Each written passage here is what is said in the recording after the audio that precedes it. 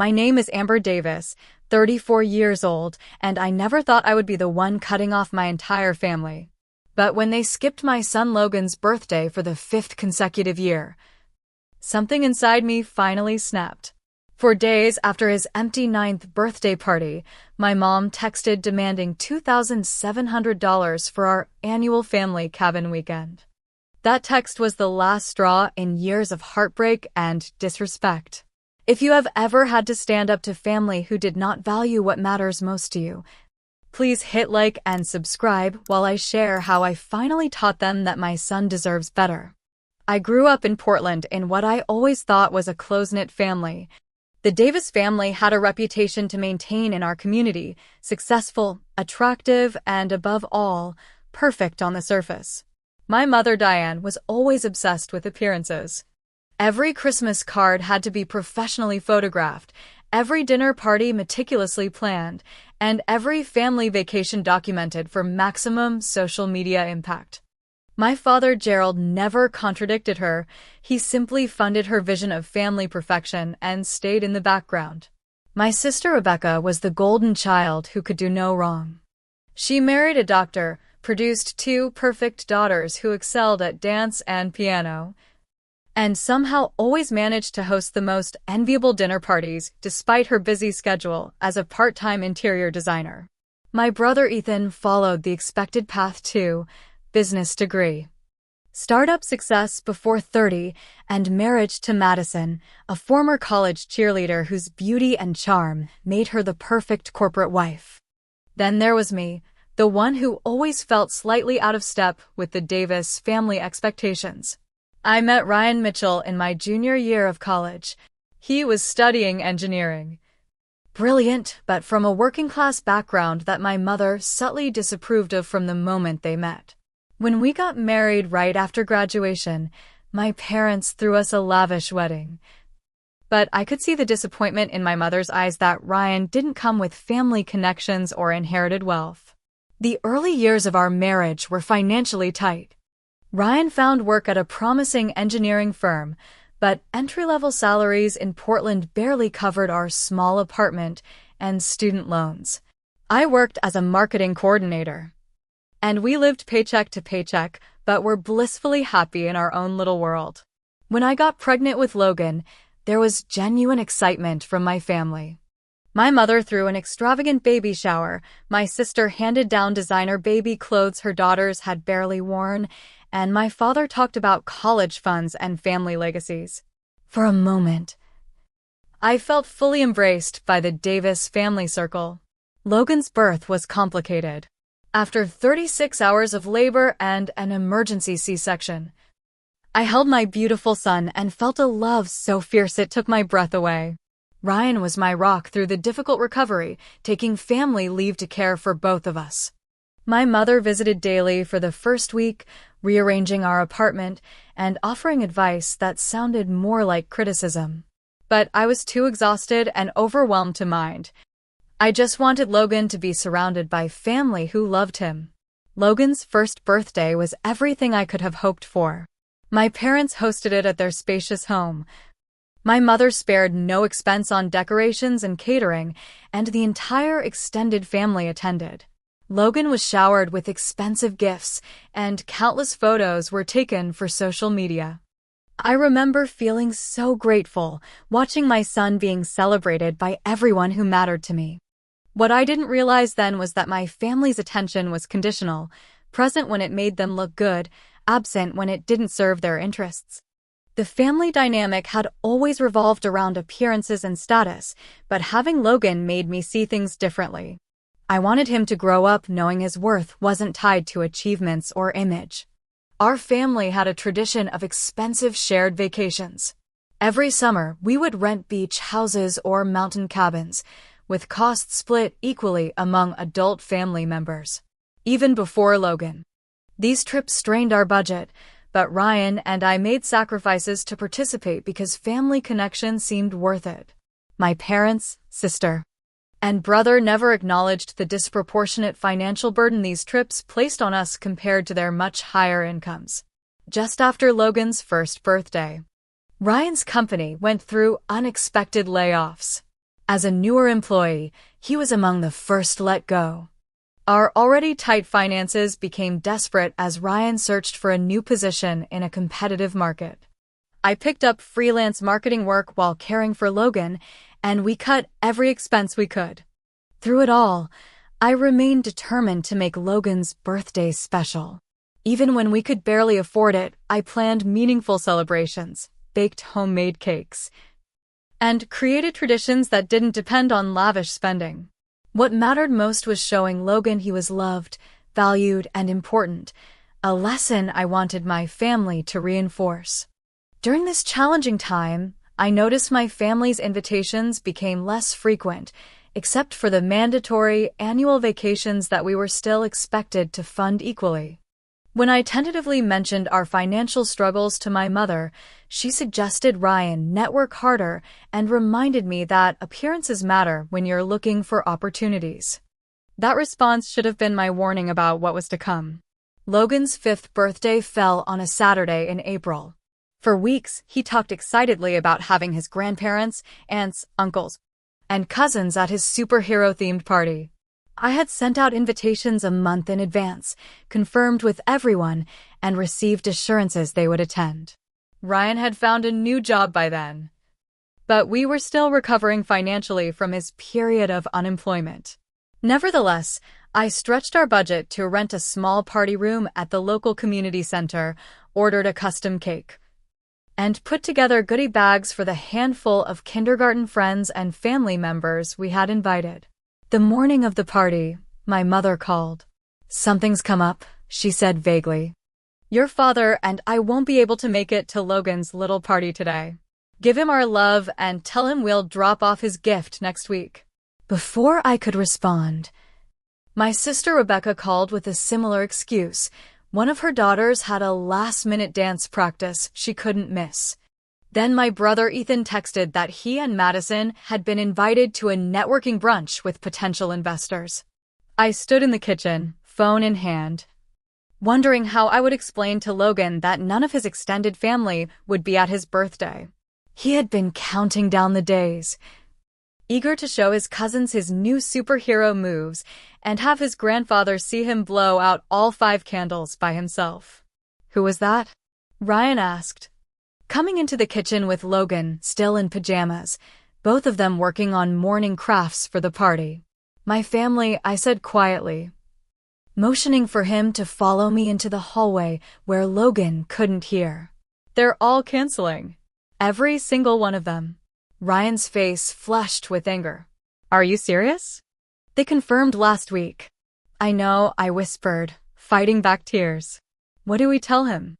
We decided to focus on making the day special with those who did show up, for of Logan's kindergarten friends and their parents, plus our neighbors with their son who had become Logan's best friend. But throughout the afternoon, I caught Logan looking toward the door every time it opened, his face falling slightly when it wasn't his grandparents or cousins arriving. That evening, after Logan was in bed surrounded by his new toys but emotionally depleted from disappointment, I called my mother. "How was the party?" she asked casually. "Logan missed you," I said, trying to keep the hurt from my voice. "He kept looking for you and Dad and his cousins." "These things happen," she replied dismissively. "We'll make it up to him sometime. By the way, Rebecca's Sophia has a dance recital next weekend. The whole family will be there. It's her first solo performance. We're all going out for a celebration dinner after." The next day, scrolling through social media, I saw what came up that was so important. My sister had posted photos from Sophia's dress rehearsal, the one that supposedly conflicted with Logan's birthday.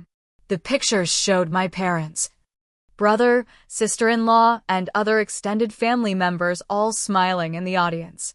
The timestamp showed it had ended 2 hours before Logan's party even started. When Ryan saw the photos, his patience snapped. "That's it. They're done. I'm not subjecting Logan to people who clearly don't value him. They're still his family," I argued weakly, though my heart wasn't in it. "Maybe there's an explanation."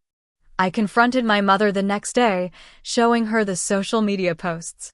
Instead of apologizing, she turned it around on me. Sophia has been working on that dance for months. It's a big achievement. Logan just turned 5. He'll have plenty more birthdays. He probably didn't even notice we weren't there. But he had noticed, and in that moment, I realized my mother was gaslighting me, minimizing Logan's feelings and my own hurt to avoid taking responsibility. The pattern continued in subtle ways. When family gatherings occurred at my parents' home, Rebecca's daughters received lavish attention, while Logan was often overlooked. Comments about Ryan's job or our modest home were disguised as concern. And the pressure to contribute equally to family vacations persisted, despite the obvious income disparity. "You need to prioritize family experiences," my mother said when I expressed concern about the cost of that summer's beach house. These memories are priceless for the children. What went unsaid was that some children's experiences were apparently more valued than others. Despite the birthday disappointment, I maintained contact with my family, hoping things would improve. I wanted Logan to have extended family in his life, even as I began to question what kind of influence they were having on him. That summer we scraped together our share for the beach vacation, where Logan watched his cousins receive daily gifts and special outings while my parents conveniently forgot their earlier promises to take him fishing or build sandcastles. "Next time will be different," I told myself, even as Ryan grew increasingly frustrated with my family's treatment of our son. "They just need to see how special he is." Logan's 6th birthday fell during a school week, so we planned his celebration for the following Saturday. I called my family members individually, emphasizing how much their presence would mean to Logan after missing his previous birthday. Each one promised to attend. The day arrived, a sports-themed party at the local park with games and activities I had carefully planned. Logan bounced with excitement all morning, especially about showing his baseball skills to his grandfather, who had played in college. 2 hours before the party, the cancellations began rolling in. My father had a client emergency. My mother couldn't leave a charity committee meeting. Rebecca's daughters both suddenly had stomach bugs, though social media later showed them perfectly healthy at a water park that same afternoon. Ethan and Madison simply didn't show up or call.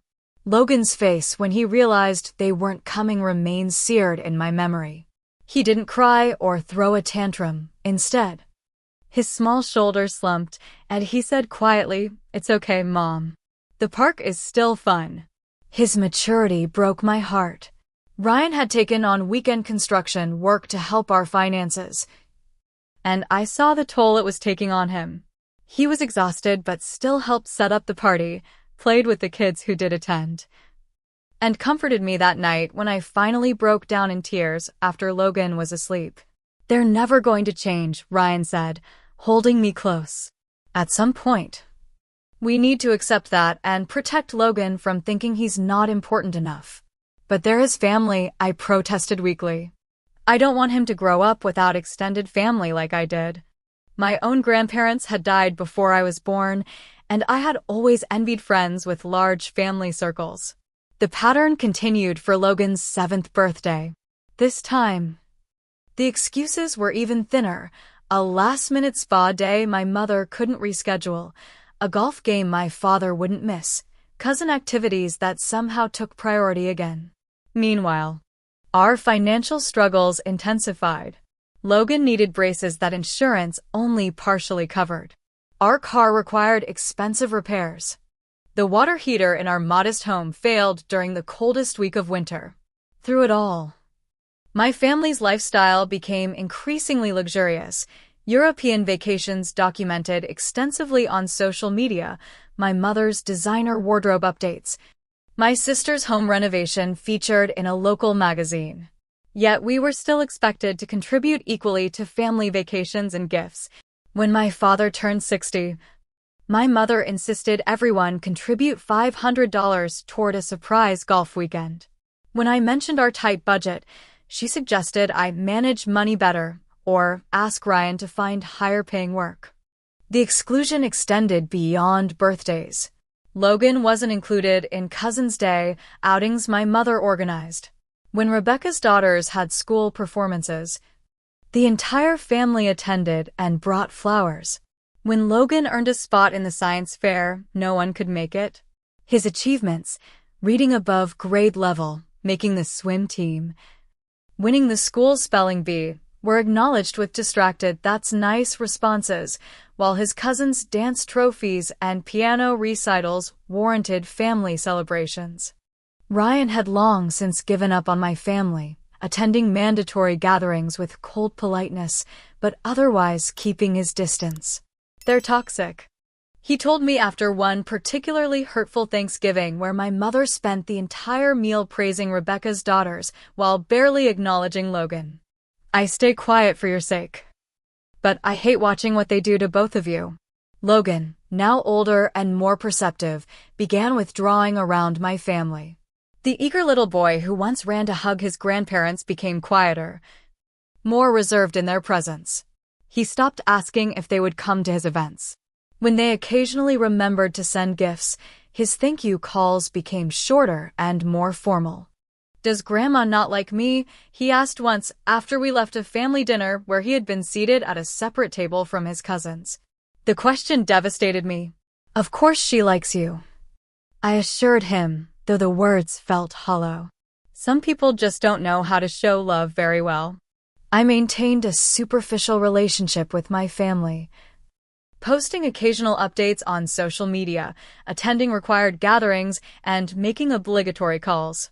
I told myself I was doing it for Logan, that some family connection was better than none. But in reality, I was still that little girl desperate for her mother's approval, hoping that someday I would be enough, that Logan would be enough. By Logan's 8th birthday, he had stopped expecting his extended family to show up. When I asked if he wanted me to invite them to his science-themed party at the Children's Museum, he shrugged and said, "They won't come anyway." His words hurt because they were true. I invited them regardless, and as expected, all found reasons not to attend. My mother later sent a gift card with a note saying, "Sorry we missed it." Logan understands how busy everyone is with important commitments. But what was more important than celebrating a child? What commitments consistently took priority over showing Logan he mattered? The question haunted me as I watched him develop resilience I admired, but wished he hadn't needed to learn so young. Ryan had been working 60-hour weeks to keep us afloat financially while still contributing to my family's increasingly extravagant expectations. "We're teaching Logan that it's okay to be used," he said one night. "Is that really what you want him to learn?" I didn't. But breaking free from family patterns is harder than it seems, especially when you've been conditioned your whole life to maintain peace at any cost. I kept hoping for change, even as evidence mounted that it would never come. Logan's 9th birthday approached with a milestone significance. Single digits to double digits next year. I wanted to make it special, to compensate for all the disappointments he'd weathered with such maturity. Ryan and I planned his first big kid party, an adventure day at an outdoor education center with zip lines, rock climbing, and wilderness skills. "Do you think they'll come this time?" Logan asked one evening as we worked on invitations for his school friends. The question caught me off guard. After last year, I thought he'd given up hope. "Do you want me to invite them?" He was quiet for a moment, coloring the edge of an invitation carefully. "Yeah, maybe this time." That flicker of hope in his eyes made me determined to secure my family's attendance. I didn't just send invitations, I called each family member personally, emphasizing how important this birthday was to Logan. I scheduled it 6 weeks in advance to avoid conflicts. I offered to pay for my niece's participation if cost was a concern. "We wouldn't miss it," my mother assured me. 9 is a special age. We'll all be there. For the first time in years, I believed her. My father confirmed separately, saying he had marked his calendar. Rebecca promised to bring both girls, who were now old enough to enjoy the activities. Even Ethan and Madison committed, saying it sounded like fun. I threw myself into preparations. Beyond booking the adventure center, I ordered a custom cake featuring Logan's latest passion, astronomy. I created personalized gift bags with space-themed items. I coordinated with other parents about carpooling and waivers. Logan's excitement grew as the day approached. He specifically looked forward to showing his grandfather the rock-climbing wall and teaching his cousins the constellations he had memorized. The morning of his birthday dawned sunny and perfect. Logan woke early, too excited to sleep. "Today's going to be the best day ever," he declared, putting on the new hiking boots we'd given him as an early present. Ryan and I exchanged hopeful glances over Logan's head. Maybe this really would be the day my family finally showed up for him. We arrived at the adventure center early to set up. Logan's friends from school began arriving, parents dropping them off with wrapped presents and good wishes. The instructor gathered the kids for a safety briefing while I kept checking my phone and the parking lot for signs of my family. 30 minutes past the start time, no one had arrived or called. I texted my mother, "Are you on your way? We're starting the first activity soon." No response. An hour in, Logan kept looking toward the entrance during breaks between activities. "Maybe they got lost," he suggested, his voice smaller than it had been that morning. By lunchtime, it was clear no one was coming. My father finally texted, "Something came up. Send pictures." My mother, sister, and brother didn't even bother with that much. Logan put on a brave face for his friends, participating in the activities and smiling for photos. But I caught him looking at the empty chairs we had reserved for family members, his expression flickering between disappointment and resignation. That evening, after his friends had gone home and Logan was looking through his presents in the living room, my phone chimed with a text from my mother, "Emergency family meeting at our house tonight. Rebecca's daughter Sophia was approached by a modeling scout today. We're discussing summer scheduling for her potential assignments." So exciting. I stared at the phone in disbelief. This was the something that had come up? Another celebration for my niece that the entire family had dropped everything to attend, including Logan's long-planned birthday? Before I could respond, social media notifications began appearing. Rebecca had posted photos from an amusement park, pictures showing my parents, brother, sister-in-law, and both nieces on rides, eating cotton candy and posing with characters. The timestamp showed they had been there during Logan's entire party. They hadn't even bothered with separate excuses this time. They had simply chosen, as a unified group, to take my nieces to an amusement park instead of attending the birthday party they had all promised to attend.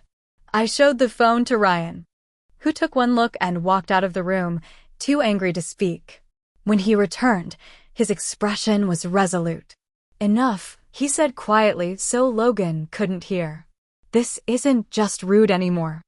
It's emotional abuse, of Logan and of you. They're showing him over and over that he doesn't matter to them." "I know," I whispered. The full weight of 5 years of rejections finally crashing down on me. "You were right all along."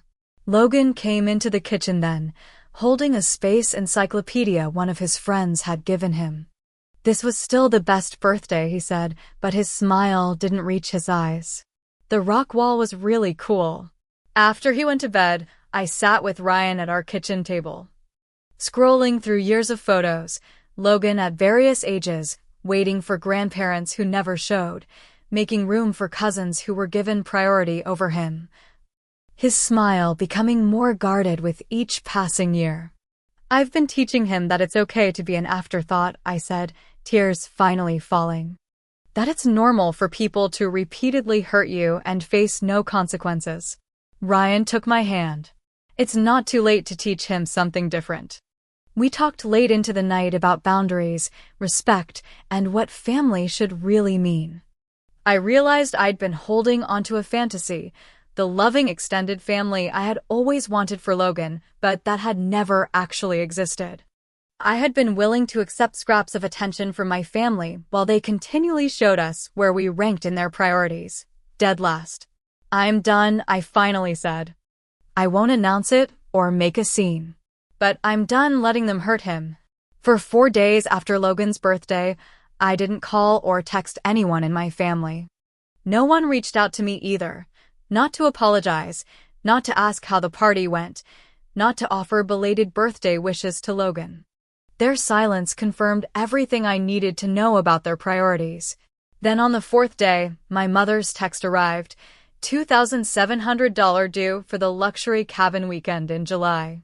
Everyone's chipping in equally. Need payment within 48 hours to secure booking. No greeting. No acknowledgement of the missed birthday. Just a demand for money that represented nearly a month's worth of our mortgage payments. Something inside me shifted in that moment. The hurt crystallized into clarity, and for the first time, I saw my family's behavior for what it truly was, exploitation wrapped in the guise of family obligation. The same people who couldn't spare 3 hours for Logan's birthday expected us to spend thousands on a vacation where he would inevitably be sidelined again. I showed the text to Ryan. "I think it's time we stopped funding our own exclusion," I said. His smile was grim but supportive. "What's the plan?"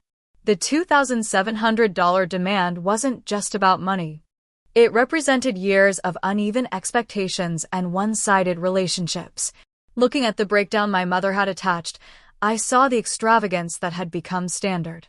A 7-bedroom luxury wilderness retreat with private hot tubs, gourmet kitchen, home theater, and daily housekeeping service.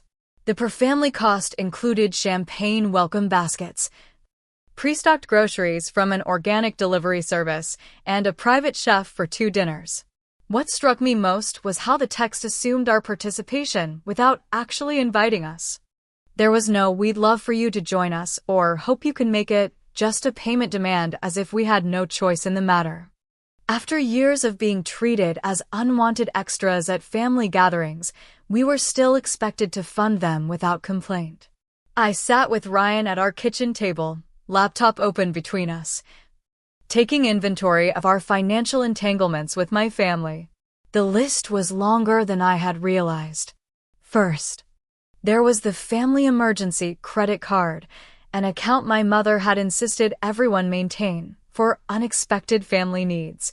In practice, it had become a slush fund for my mother's spontaneous purchases that she deemed necessary for family image.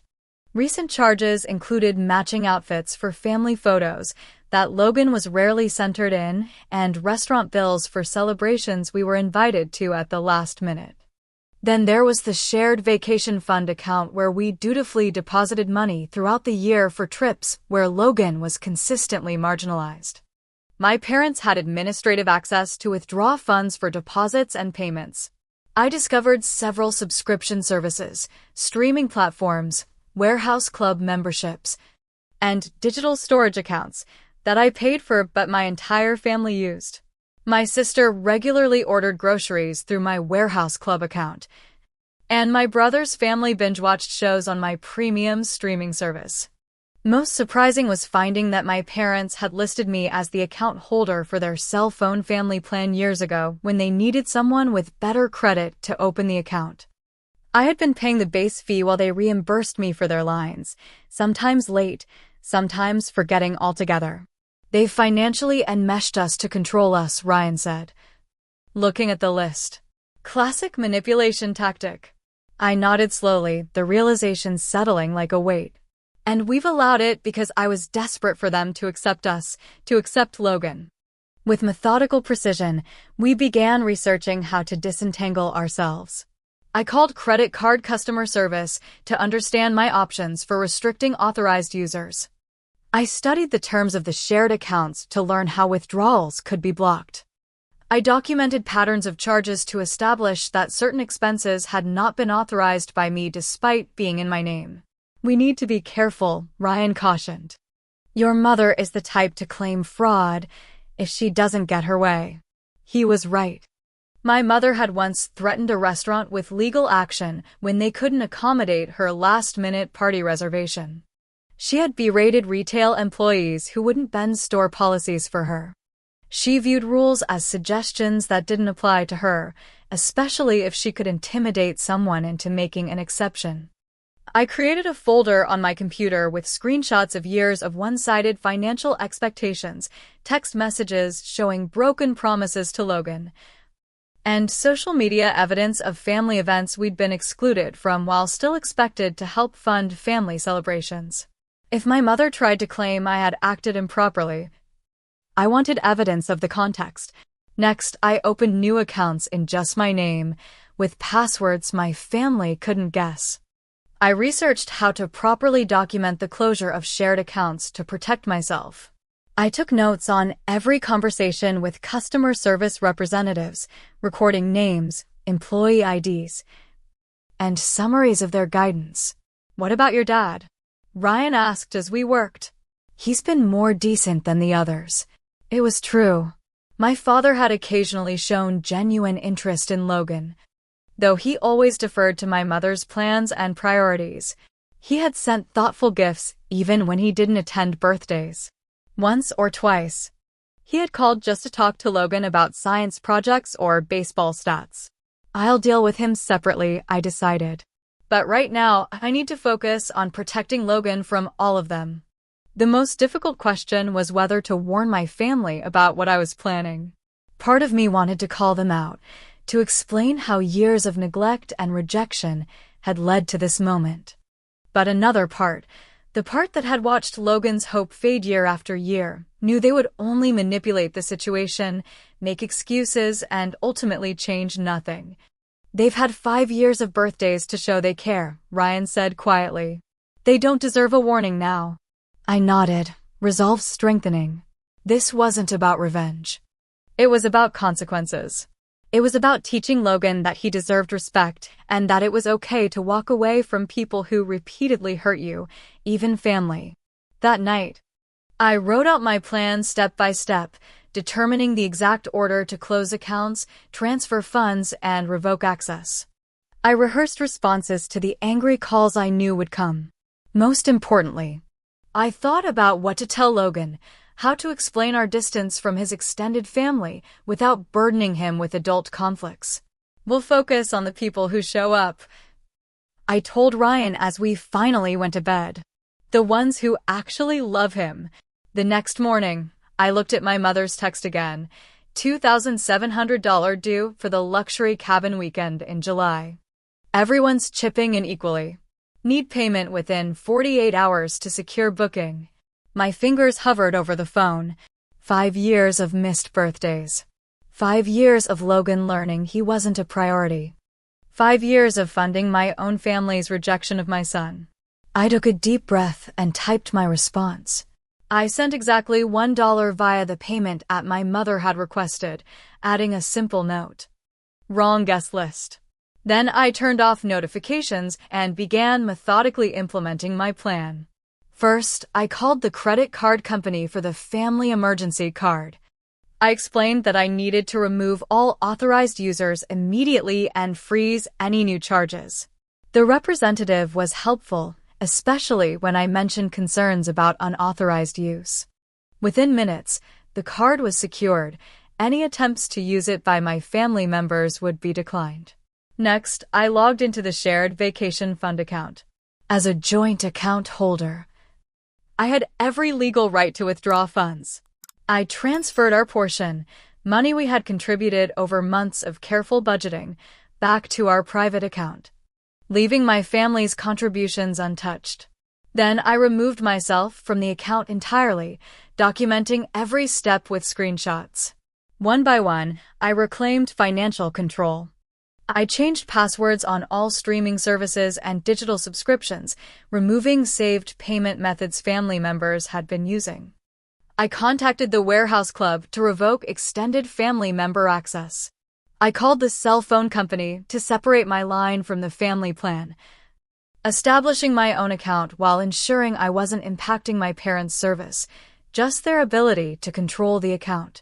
For each action, I kept meticulous records, dates, times, representative names, confirmation numbers, and account statements showing our contributions versus usage patterns.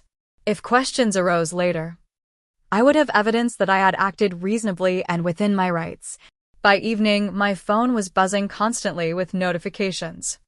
I had silenced individual conversations, but could see the preview messages piling up. Payment declined. What's going on? Why can't I access Netflix? The card isn't working. Fix it immediately. Call me now. I didn't respond to any of them. This silence was intentional. After years of being ignored, I wanted them to experience what it felt like to have urgent messages go unanswered. The next morning, my mother escalated to calling. I let it go to voicemail, then listened to her increasingly angry messages. Amber, the card is showing declined. This is an emergency. Call me back immediately.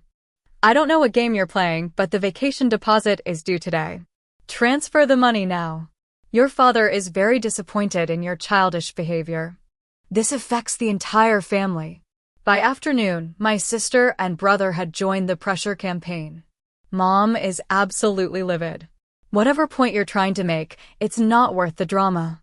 You're ruining the vacation plans for everyone. Just pay your share like always. Not one message mentioned Logan's birthday. Not one acknowledged the years of exclusion and broken promises. They were concerned only with their immediate inconvenience, a perfect illustration of exactly why I was making this break. On the third day, my phone rang with an unfamiliar number. When I answered, a professional voice identified herself as a representative from the bank. Mrs. Mitchell? This is Sandra from First National Bank's Fraud Department. We've received a report of unauthorized account changes and transfers from a shared vacation fund. The other account holders are claiming you've acted without proper authorization. I'm calling to verify these transactions. I had anticipated this exact scenario. I understand your concerns, I replied calmly. I'd be happy to clarify the situation. I'm an authorized account holder who withdrew only my own contributions. I have documentation of all deposits made from my personal account versus withdrawals, as well as confirmation from your customer service department that my actions were within account holder rights. I see, Sandra said, her tone shifting slightly. And the credit card restrictions? I'm the primary account holder on that card. I have records of increasing unauthorized use by supplemental card holders for non-emergency purchases. I acted to protect my credit and financial standing, which is my right as the primary account holder. There was a pause as she reviewed her notes. You're correct about your rights in these accounts, Mrs. Mitchell. However, your family members are quite insistent that this is a misunderstanding. It's not a misunderstanding, I said firmly. It's a long overdue boundary. I'm happy to provide documentation of my contributions to these accounts versus benefits received if needed. After confirming a few more details, Sandra concluded that no fraud had occurred, just a family dispute where I had acted within my legal rights. She advised me to resolve the personal aspects directly with my family, but confirmed that from the bank's perspective, the matter was closed. Minutes after hanging up, my mother called again. This time, I answered. How dare you, she began without preamble. The bank called us about your ridiculous fraud claim. I didn't file a fraud claim, I corrected her. You did. The bank determined I acted within my rights. This is absolutely unacceptable. We have deadlines for the cabin deposit. Your father had to cover your portion to avoid losing the reservation. You've embarrassed us with the bank and ruined vacation planning for the entire family. I took a deep breath. Did you know last Saturday was Logan's 9th birthday? The abrupt change of subject seemed to throw her. What does that have to do with anything? It was his birthday, the one you and everyone else promised to attend. Instead, you all went to the amusement park with Rebecca's kids. You didn't even call him. We were busy, she dismissed. Children have birthdays every year. This vacation has been planned for months. Logan has had 9 birthdays. You've missed the last 5. Every single one. And after each one, you've still expected us to fund family events where he's treated as an afterthought. You're being ridiculous and oversensitive. Logan is fine. Now, about the money. No, I interrupted. There will be no more money. No more funding family events where my son isn't valued. No more pretending we're included when we're clearly not. This is about money? Fine. We'll get Logan an extra gift or something. Now transfer the $2,700 immediately. Everyone is waiting. Her response confirmed everything. She still didn't get it. Or worse, didn't care. This wasn't about money. It was about 5 years of showing Logan he wasn't important enough to show up for. The cabin booking shouldn't be a problem, I said evenly. Just divide the cost among the people who actually matter to you. We won't be there. I ended the call as she was still protesting and blocked her number. Within minutes, my siblings began their assault. Rebecca called, leaving a voicemail accusing me of ruining everything as usual and punishing the whole family because Logan didn't get enough attention on his birthday. Ethan texted that I was being incredibly selfish and needed to grow up and honor family obligations.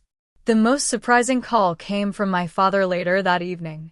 Unlike the others, his voice was subdued. Your mother is beside herself, he began. I'm sure she is, I replied. Nobody likes consequences. He sighed heavily. Amber, whatever point you're trying to make, it's not a point, Dad. It's a boundary. For 5 years, Logan has watched his family skip his birthday while attending every event for his cousins. He's learned that he's not important enough to show up for, but his parents are still expected to fund family gatherings where he's ignored. I'm not teaching him that anymore. There was a long pause. I did send him a gift, he said finally, his voice smaller. A gift isn't the same as showing up. My voice caught unexpectedly. He waited for you. Every year he waited. Do you know what it's like to watch your child's hope die? I'm sorry, he said, and he sounded like he might actually mean it. Your mother always plans these things, and I just go along. That's the problem, Dad. Everyone just goes along and Logan pays the price. Another heavy silence fell between us. What can I do? He finally asked. Start by understanding that this isn't about the money. It's about respect and consequences. Logan deserves better than what this family has given him. After we hung up, Ryan found me sitting at the kitchen table, staring at my phone. You okay? He asked, putting a hand on my shoulder. I think so, I said, surprisingly steady. It actually feels liberating. That night, we sat down with Logan and carefully explained that we would be spending less time with my side of the family for a while.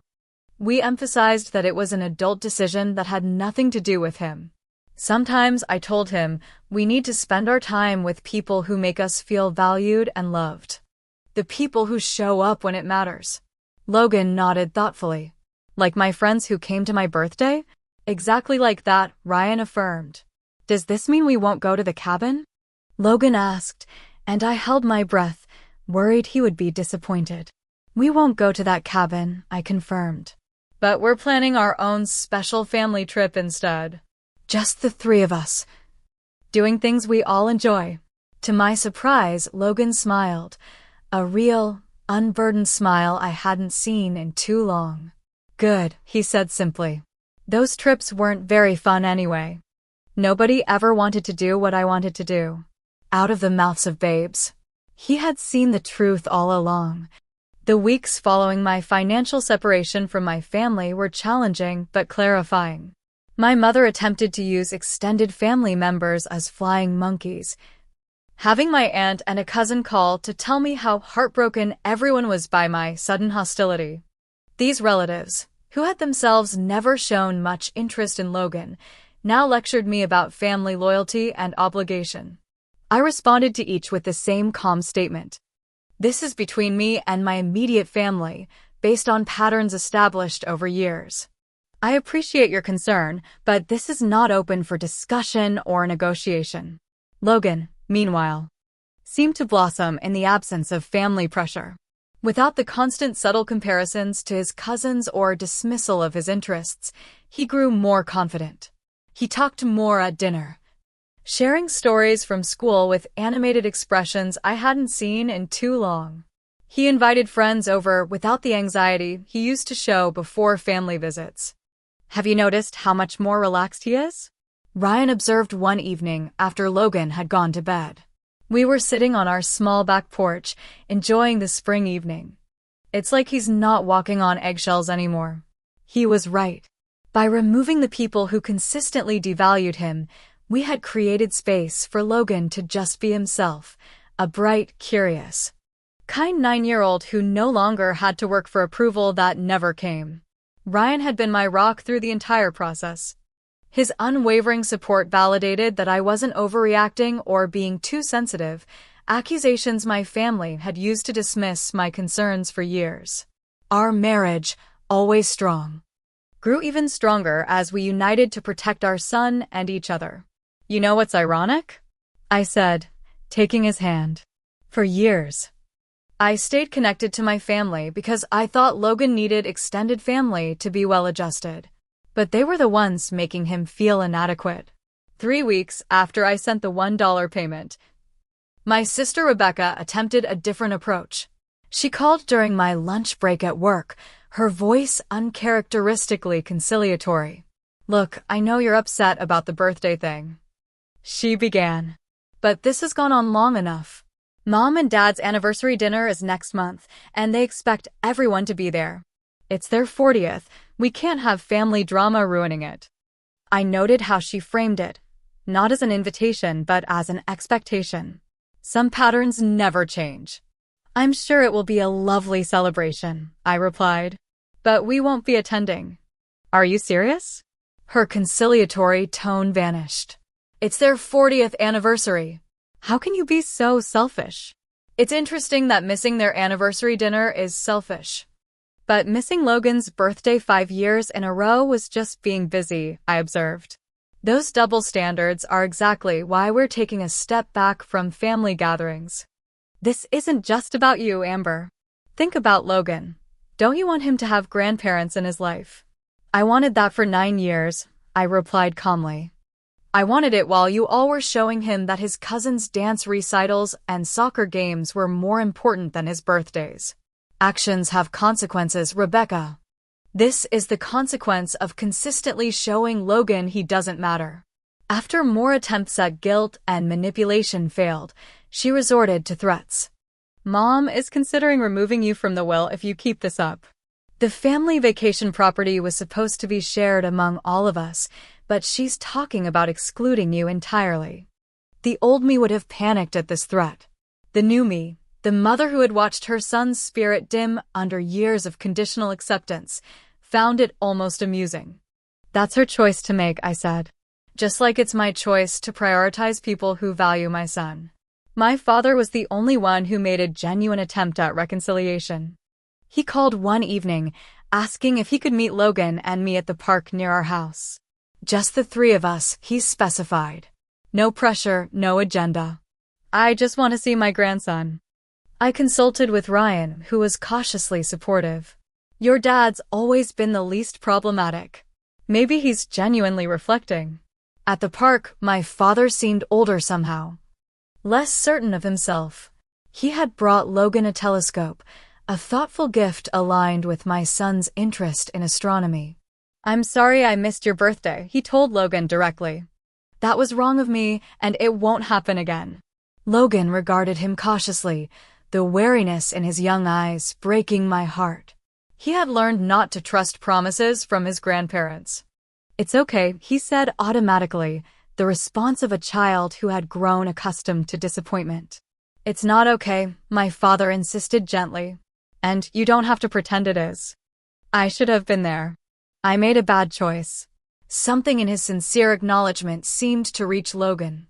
They spent an hour looking at the telescope together, my father listening attentively as Logan explained constellations and planets. When Logan went to try out the swings, my father turned to me. "I've been a coward," he admitted, "going along with your mother's priorities even when I knew they were wrong. Watching Rebecca's kids be favored. Saying nothing when Logan was sidelined. It was easier to keep the peace than to do what was right." "Why now?" I asked, genuinely curious about his change of heart. "Because I realized I'm losing my grandson. And my daughter." His eyes were damp. "And unlike your mother and siblings, I know it's my own fault. We established careful boundaries after that day. My father could see Logan for one-on-one activities, but there would be no pressure to rejoin larger family gatherings where the same dynamics would play out. He accepted these terms with humility I'd never seen in him before. My mother and siblings remained entrenched in their position that I was overreacting and creating unnecessary drama. When the anniversary dinner came and went without us, my mother sent a pointed email about how everyone who truly cares about family had attended, with attached photos showing a deliberately empty chair where I should have been. The manipulation was so transparent it no longer had power over me. For Logan's 10th birthday, we planned a celebration with people who had consistently shown him love and attention. His school friends, our neighbors, Ryan's parents who always remembered his interests and achievements, and a few of my close friends who had become honorary aunts and uncles to him. My father asked if he could attend, promising to come alone. What do you think? I asked Logan, making it clear the choice was his. He considered it seriously. I think Grandpa is trying, he said finally. And he really liked my science project last month. The birthday party was smaller than the family gatherings of my childhood, but infinitely more genuine. Logan was surrounded by people who knew him, valued him, and had shown up for him consistently. He didn't have to perform or compete for attention. He could simply enjoy being celebrated. My father arrived with a handwritten card and a donation to the local observatory in Logan's name, a thoughtful gift that acknowledged his passions. He sat somewhat awkwardly among people he didn't know, but made a genuine effort to engage and observe how others interacted with Logan. I see it now, he told me quietly as we watched Logan laughing with his friends. What's been missing all these years? He's happy here because these people actually see him. That night, after everyone had gone and Logan was asleep surrounded by his presence, Ryan and I talked about the journey of the past months. I never expected the financial separation to bring so much peace. I admitted, it wasn't about the money at all. It was about respect, Ryan said, and teaching Logan that he deserves it. Our finances had actually improved since cutting ties with my family's expensive expectations. Without the pressure to fund elaborate vacations and events where we were afterthoughts, we discovered we had more resources than we realized. We had started a proper college fund for Logan and were planning a family trip to the national parks he'd been wanting to explore. More importantly, we had shown Logan what healthy boundaries look like. That love isn't proven through expensive gifts or social media posts, but through consistent presence and genuine interest. That it's okay to walk away from relationships that consistently hurt you, even when those relationships are with family. That his worth isn't determined by people who can't see his value. One evening, Logan asked me a question that showed just how much he had absorbed from our experience. Mom, is Grandma ever going to say sorry for missing my birthdays? I considered how to answer honestly without burdening him with adult complexities. Some people find it very hard to admit when they're wrong, honey, even when they are. He nodded thoughtfully. That's sad for them, isn't it? Because then they can't fix their mistakes. Out of the mouth of babes indeed. Yes, I agreed. It is sad for them. But it doesn't have to be sad for us. We can learn from their mistakes instead of repeating them. If you've ever had to make the difficult choice to protect your child from toxic family dynamics, you know it isn't about revenge. It's about breaking destructive patterns. It's about teaching our children that love should lift them up, not diminish them. That they deserve to be prioritized. Not just when it's convenient, but consistently. Have you ever had to create boundaries with family to protect your children or yourself?